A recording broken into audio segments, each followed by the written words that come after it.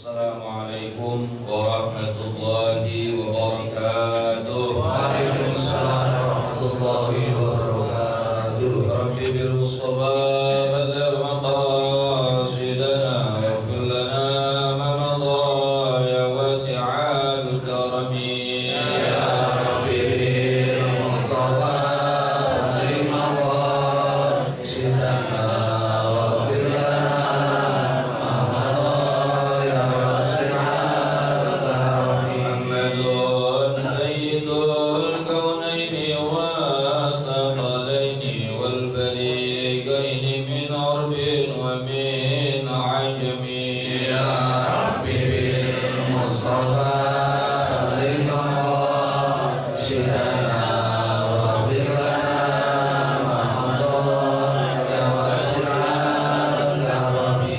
نبينا الأمين النهي فلا أحد أبر في قول لا منه ولا نعم. Ya Rabbi bil Mustafa balligh maqasidana waghfir lana ma madha ya wasi'al karami. والحبيب الذي ترجى شفاعته لكل هول من الأموال مقتحم. Ya Rabbi bil Mustafa balligh maqasidana waghfir lana ma madha ya wasi'al karami. Allahumma sholli wa sallim wa barik alaihi. Alhamdulillahi wa kafa, wassalatu wassalamu ala ibadihi alladhina istafa, Sallallahu alaihi wa wasallam. ala alihi wa sahbihi ahli sidqi wal wafa. Amma ba'du. Yang saya muliakan para guru-guru kita, Ki Haji Putranes Muhammad Jafar, Ki Haji Zulfa Mustafa Muqarrab Yusuf, Ki Haji Ahmad Habibi Abdul Rashid Ramli, mata'anallahu fi tuli hayatihim, pengurus Majelis Ta'lim Ukhuwah Islamiyah Bapak Haji Basroim serta Haji Muhammad Tahir, pengurus Masjid Miftahul Huda Bapak Ismail dan para pengurusnya yang lain, serta Bapak RW dan seluruh para jamaah yang hadir tanpa terkecuali. Mudah-mudahan semuanya dimuliakan Allah Subhanahu wa ta'ala. Tanpa berpanjang dalam, mari kita mulai kembali pembahasan kitab kita. Namun sebelumnya kita baca surah Al-Fatihah agar apa yang kita dapatkan dari ilmu-ilmu yang kita dapatkan pada pagi hari ini menjadi ilmu manfaat yang keberkahannya bisa membuat kita selamat dan dunia sampai akhirat. Al-Fatihah bil qabul wa ila hadratir Rasul ala hadhihi niyyah wa ala kulli niyyatin salihah wa ala man nawa salafun salih wa ila hadratil Mustafa sayyidina wa habibina syafi'ina maulana Muhammadin Sallallahu alaihi wasallam. sallallahu alaihi wa alihi wasallam wa ala alihi wa azwajihi wa dhurriyyatihi wa ahli baitihi al-kiram. خاصة بحضرة مؤلف هذا الكتاب السيد الشيخ زين الدين بن علي المليباري الفناني، والسيد الشيخ نواوي بن عمر الجاوي، وجميع مشايخنا وأستاذنا معلمينا في الدين الأحياء الميتين، أن الله يعلي درجاتهم بالجنة ويزيد علينا من بركاتهم وأسرارهم وأنوارهم وعلومهم ونفعاتهم في الدين والدنيا والآخرة، وإلى أرواح والدينا وآبائنا وجميع المسلمين والمسلمات والمؤمنين والمؤمنات الأحياء منهم وإلى حضرة النبي الفاتحة. أعوذ بالله من الشيطان الرجيم. بسم الله الرحمن الرحيم. الحمد لله رب العالمين الرحمن الرحيم مالك يوم الدين. إياك نعبد وإياك نستعين اهدنا الصراط المستقيم صراط الذين أنعمت عليهم غير المغضوب عليهم ولا الضالين. Rabbil walidayya amin. Semoga Allah kita dan dosa kedua orang tua kita. Bismillahirrahmanirrahim. Qala al-musannif rahimahullahu ta'ala wa nafa'na bi'ulumihi wa amadna bi asrarihi fid dharain amin. Wa syu'batu sabi'atu wa thalathun. Adapun cabang iman yang ke-37. Betul ya? 37 paling bawah. Tarku qatli adami muslimin adalah meninggalkan membunuh orang muslim, baik secara langsung apalagi direncanakan, baik sendiri apalagi rame-rame. Qala Allah Ta'ala, Allah Subhanahu wa Ta'ala berfirman, "Wa man yaqtul mu'minan muta'ammidan fajazā'uhu jahannam." Allah. Wa man yaqtul mu'minan muta'ammidan, dan barang siapa orang yang membunuh seorang mukmin muta'ammidan, secara sengaja, fajazā'uhu jahannam, maka balasannya adalah neraka jahannam. Ini Masya Allah, ini termasuk di antara dosa-dosa besar yang sangat besar. Setelah syirik, menyekutukan Allah adalah membunuh jiwa, apalagi yang dibunuh orang yang beriman. Satu jiwa yang kita bunuh dari satu manusia itu seperti membunuh seluruh manusia di alam dunia ini. Bayangin. Makanya sering saya katakan sama kalau lagi pas ada majelis anak-anak muda, kalau pas lagi ada orang digebukin karena maling begitu ya, gak usah ikut-ikutan gebukin. Khawatir tuh nanti orang yang mati. Kita ikut masuk dalam orang yang membunuh.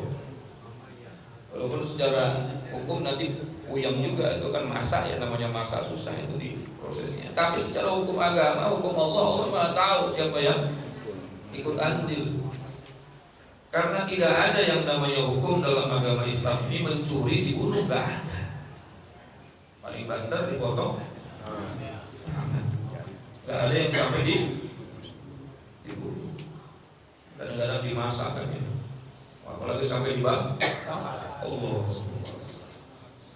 Fajazā'uhu jahannam, maka balasannya baginya adalah neraka jahannam. Karena secara hukum agama pun tidak ada yang namanya orang mencuri dibunuh.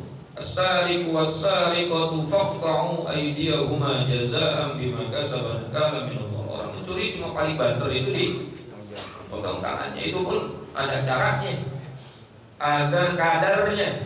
Ada kadarnya, Pak. Bukan semua orang mencuri walaupun cuma 1.000, 10.000 kemudian potong tangan, enggak. Ada kadarnya, berapa minimal yang dia curi.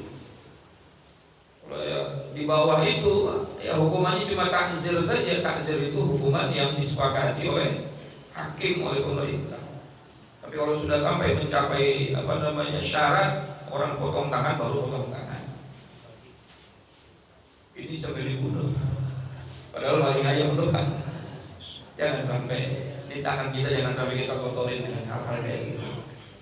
Apalagi sampai merencanakan mau bunuh diri, apa kayak gila aja gitu ya. Alhamdulillah.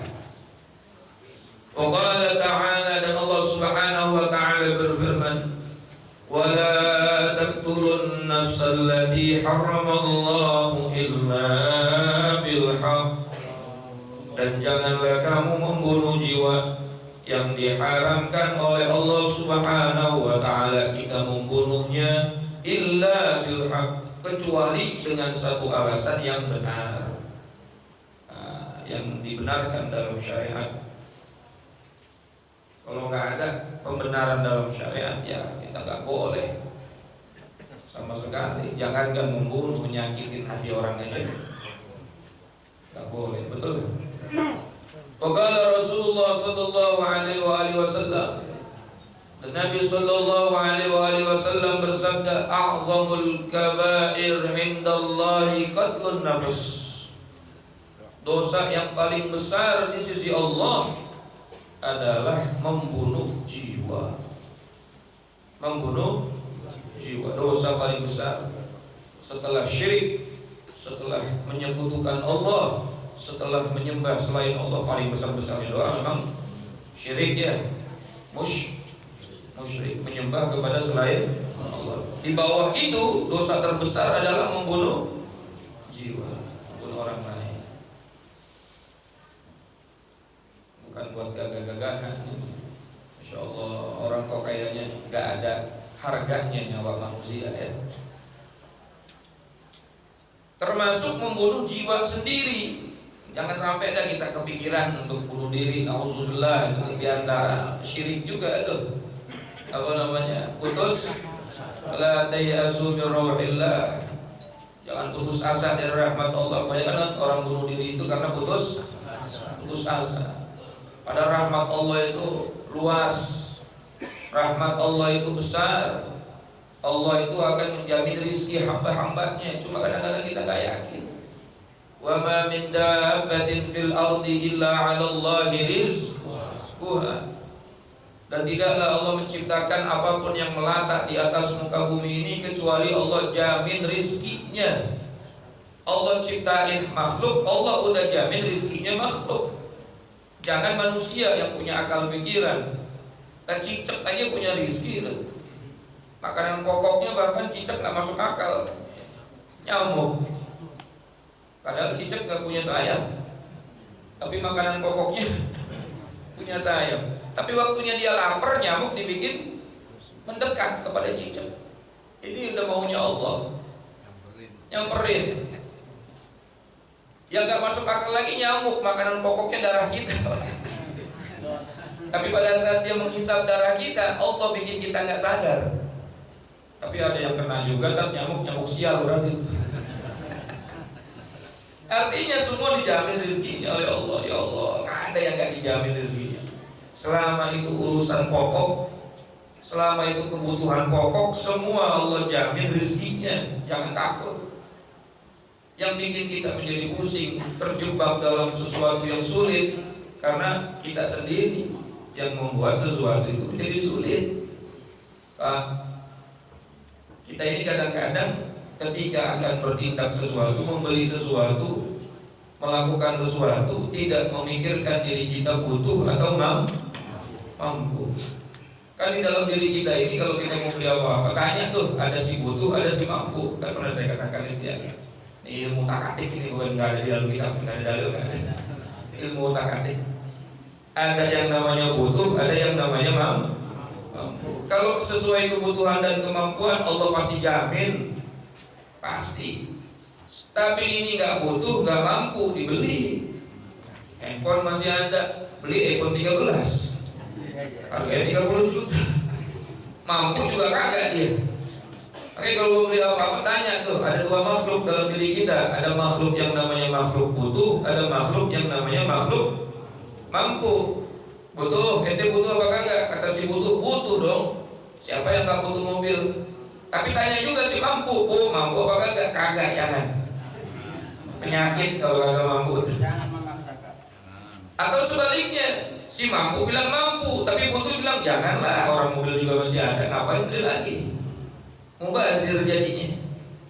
Betul kan? Coba tanya diri kita sendiri ketika kita akan membeli sesuatu, kita akan melakukan hal sesuatu. Tanya butuhnya, tanya mampunya. Kalau si butuh sama si mampu ini sepakat, maka Allah pasti akan menjamin. Ini yang bikin kita pusing dalam segala urusan hidup. Butuhnya kagak butuh, mampunya kagak mampu, cuma ngikutin syahwat hawa nafsu. Akhirnya pusing sendiri. Leasing datang tiap hari. Ujung-ujungnya puyeng, terus asa bunuh diri. Nauzubillah. Siapa orang yang bunuh diri, berarti dia putus asa dari rahmat Allah. Kalau dia putus asa dari rahmat Allah, kata Allah dalam Al-Quran, innahu yasudillahu min rauhillah illal qaumul kafirun. Orang yang putus asa dari rahmat Allah adalah orang-orang kafir. Wa walaupun kita beriman, katanya beriman, walaupun kita mengucap kalimat la ilaha illallah, tapi putus asa dari rahmat Allah, gak yakin atas rahmat Allah, atas rezeki yang Allah berikan kepada kita, maka kita termasuk orang-orang kafir. Jangan sampai dah kita punya kepikiran pengen bunuh diri, dah jangan. Karena apa? Nih kita baca bahas di sini. Faman qatala nafsahu bisikin, barang siapa orang yang membunuh dirinya sendiri dengan pisau, bunuh diri dengan musuhin diri dengan apa? La tazalul malaikatu tad'unuhu bitilkas sikin fi audiyati jahannam. Maka nanti malaikat tidak akan henti-hentinya menikam dirinya dengan pisau di jurang api neraka. Udah di dunianya dia bunuh diri, sakit, disiksa sama malaikat dengan pisau itu sendiri sampai selama-lamanya di api neraka. Wa an alqa nafsahu min makanin hatta yamutu la tazalul malaikatu tulqihi min syahikin ila wadi finnar.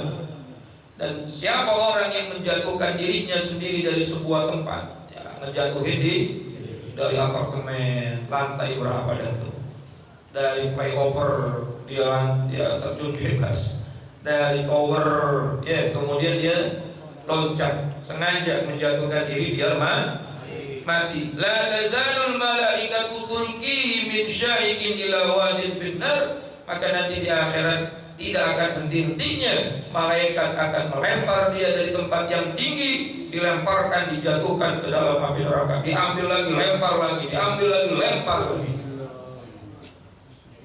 Ya ngapain? Hidup cuma sebentar, Pak. Solusi pasti ada. Jangan kita ambil jalan pintas. Wa in 'allaqa nafsahu bihablin famata la yubri'u mu'allaqan fi juzu'in min nar. Dan jika seseorang menggantung dirinya dengan tali lalu ia mati,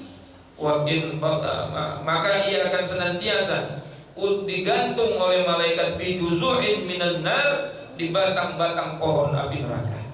Ada orang gantung diri, lalu balasannya nanti di akhirat Allah gantung, itu malaikat gantung lehernya di batang-batang pohon api.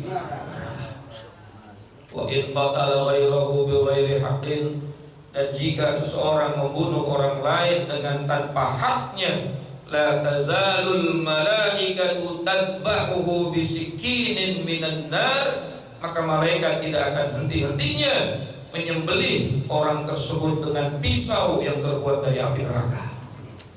Kita membunuh orang lain tanpa hak, ya, termasuk tadi itu membunuh bareng-bareng. Orang maling kok dimasak. Udah jangan orang ngaji jangan begitu lah, ya. Ya. Kita sama kucing aja kesian, kita sama manusia kagak. Bahkan aja sama yang berwajib, tapi ngeselin tadi kalau misalnya lagi malingnya ngeselin, ya. Ya, karena dalam hukum agama pun tidak ada orang maling sampai dibunuh. Masya Allah. Maka mudah-mudahan kita terhindar, bahkan dijaga oleh Allah dari perbuatan ini. Nauzubillah min membunuh orang lain atau membunuh diri sendiri, karena dosanya sangat besar dan siksaannya sangat dahsyat. Wasyu'batun daminatu wa talatun wallahu a'lamu bissawab. Mudah-mudahan bermanfaat. Guru kita masih ada. Semoga kita semua istiqomah mendapatkan ilmu yang bisa menyelamatkan dunia dan akhirat. Al-Fatihah. Amin. Assalamualaikum warahmatullahi wabarakatuh. Waalaikumsalam.